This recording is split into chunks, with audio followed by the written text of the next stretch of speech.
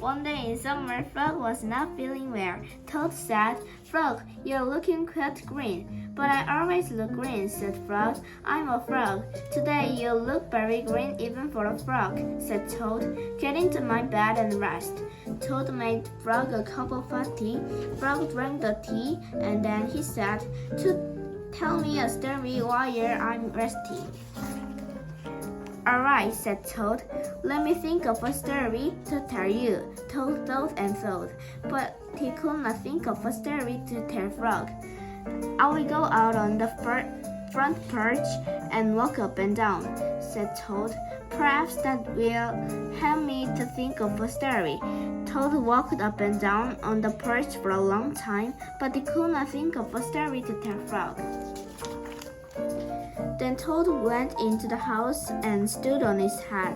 Why are you standing on your head?" asked Frog. "I hope that if I stand on my head, it will help me to think of a story," said Toad.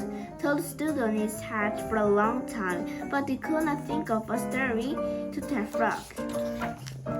Then Toad poured a glass of water over his head. "Why are you pouring water over your head?" asked Frog. "I hope that if I pour water over my head, it will help me to think of a story," said Toad. Toad poured many glasses of water over his head, but he could not think of a story to tell Frog. Then Toad began to bang his head against the wall. "Why are you banging your head against the wall?" asked Frog. "I hope that if I bang my head against the wall hard enough, it will help me to think of a story," said Toad. "I'm feeling much better now, Toad," said Frog. "I do not think I need a story anymore." "Then you get out of bed and let me get into it," said Toad, "because now I feel terrible." Frog said, "Would you like me to tell you a story, Toad?" "Yes," said Toad, "if you know one." "Once upon a time," said Frog, "there were two good friends, a frog and a toad. The frog was not feeling well. He asked his friend the toad to tell him a story. The toad could not think of a story. He walked up and down on the porch, but he could not think of a story. He stood on his head, but he could not think of a story. He poured water over his head, but he could not think of a story.